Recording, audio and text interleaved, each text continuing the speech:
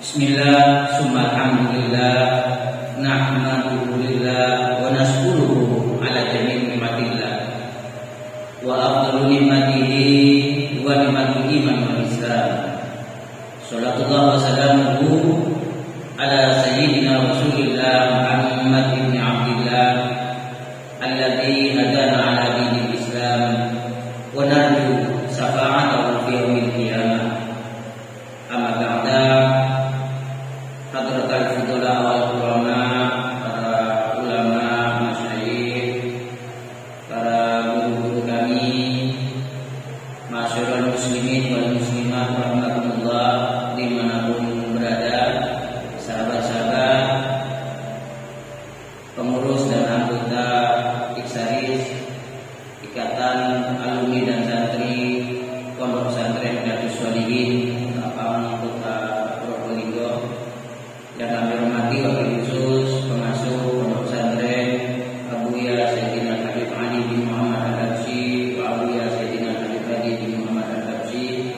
Mudah-mudahan beliau berdua diberikan kesehatan oleh Allah Subhanahu wa taala. Alhamdulillah, pada kesempatan ini kita patut bersyukur kepada Allah di bulan yang penuh rahmat, di bulan yang penuh ampunan, di bulan penuh dengan maghfirahnya Allah serta dilipat gandaannya pahala ibadah kita di bulan ini. Kita bersyukur kepada Allah, mudah-mudahan amal dan ibadah kita senantiasa diterima oleh Allah Subhanahu wa taala. Amin. Sahabat sekalian, para pemirsa yang dirahmati Allah, kita akan coba membahas apa kemudian hikmah yang paling utama, kemudian apa alasan utama juga umat Islam ini diwajibkan oleh Allah Subhanahu wa taala untuk mengerjakan ibadah puasa 1 bulan di bulan suci Ramadan ini. Tentunya ini bukan urusan yang sederhana, bukan urusan yang sepele. Kita coba akan membacakan hadisnya baginda Nabi Muhammad sallallahu alaihi wasallam.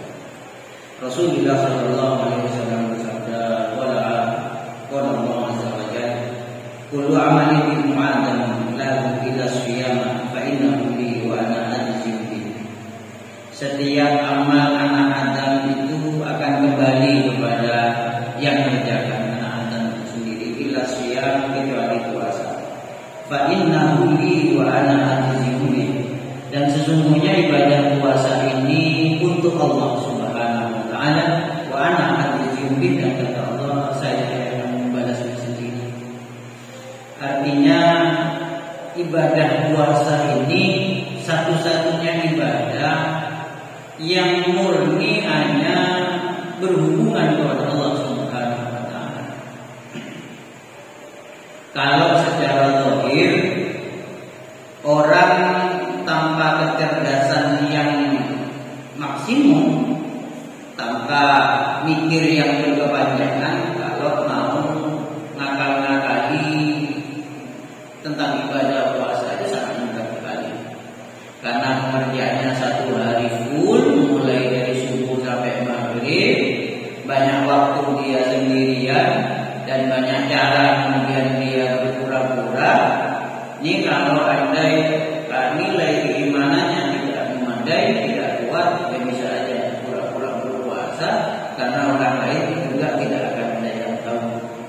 Makanya kemudian puasa ini betul-betul ibadah yang berhubungan antara pribadi kita dengan Allah Subhanahu wa taala.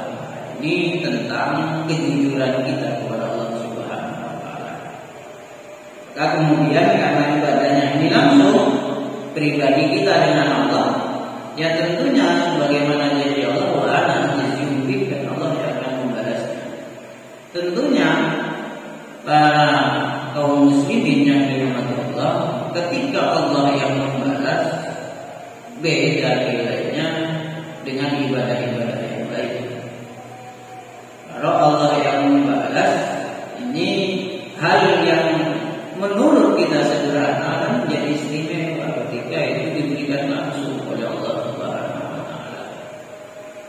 seumpama ada satu ibadah, satu kali itu akan dibalas 100 kali atau 1000 kali. Dan ketika ibadah puasa ini tidak disampaikan itu, hanya disampaikan wa'ana azizun, Allah yang akan membalasnya secara langsung, ini otomatis akan lebih daripada balasan yang 1000, 10.000, bahkan 1 juta kali. Kemudian disampaikan wasiyamu junnatun, puasa itu menjadi perisai. Ini bagi kita semuanya, khususnya anak-anak muda, kaum muslimin, muslimat semuanya.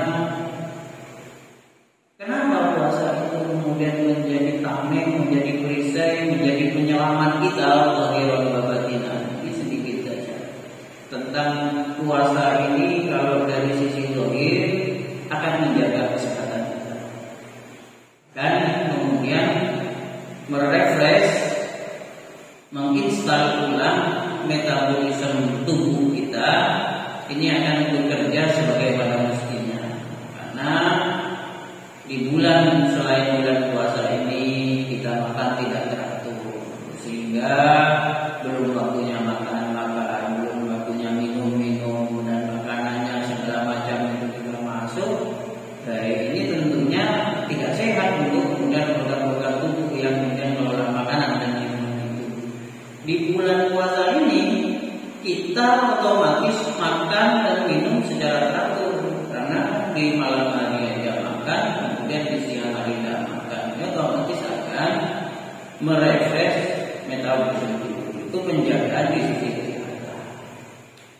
Di sisi batin, ruhiyah, karena puasa ini kemudian menahan diri dari makan minum sebelum waktunya. Ini memberikan habit, memberikan kebudayaan dan kebiasaan kita dilatih selama 1 bulan penuh ini.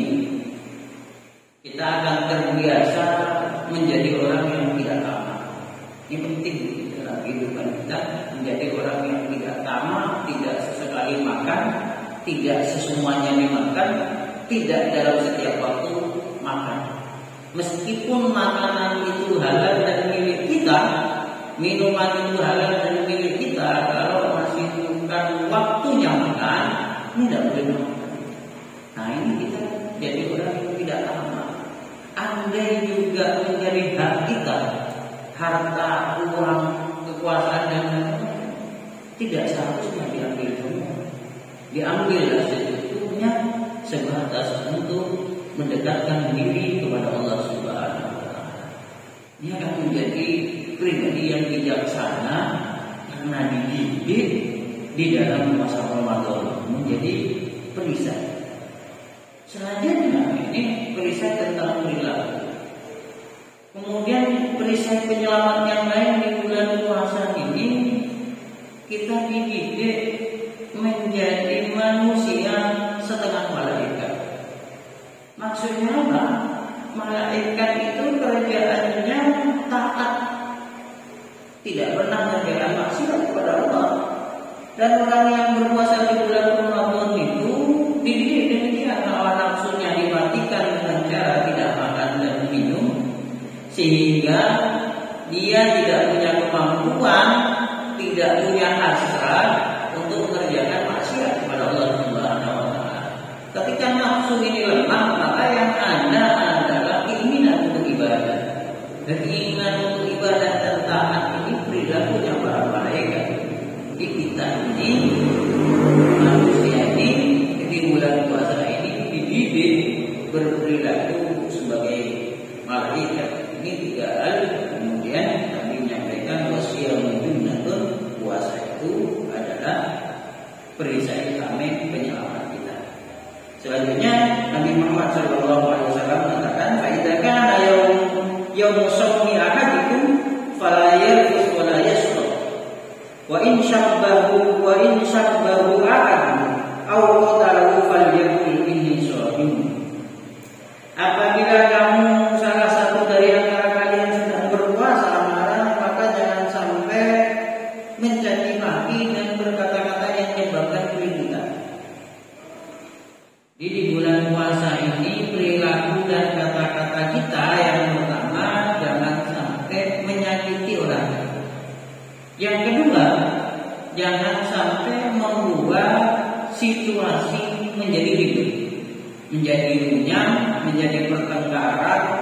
percekcokan.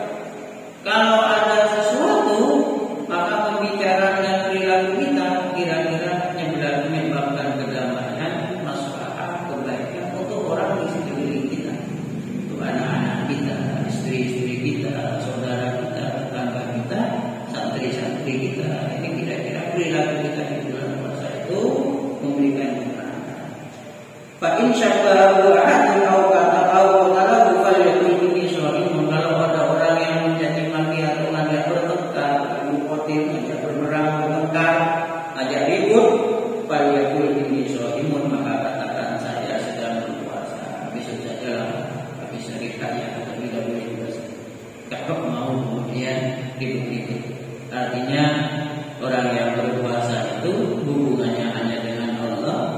Dia tidak berhubungan dengan cacian makian orang lain. Dia tidak berhubungan dengan hiruk-pikuk kehidupan yang membuat ribet, membuat sulit. Ketika ada kesulitan tentang kehidupan yang hiruk-pikuknya ini tidak beraturan di zaman yang seperti ini, dia katakan falyakul inni shaimun, mohon maaf kami sedang berpuasa, kami hanya ingin mendekatkan diri kepada Allah Subhanahu wa taala. Kemudian Nabi juga menyampaikan biswahim farhatani yafrahuma idza aftara fariha wa idza laqiya rabbahu fariha bisawmi. Nabi mengatakan orang yang berpuasa itu akan berbahagia yang pertama ketika berbuka puasa. Ini sedikit saja biar tidak terlalu panjang.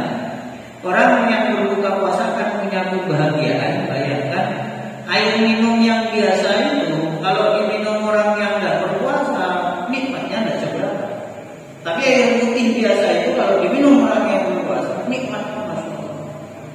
Es atau macam minuman, cola dan macam-macam begitu. Makanan kalau dimakan orang yang tidak berpuasa biasa.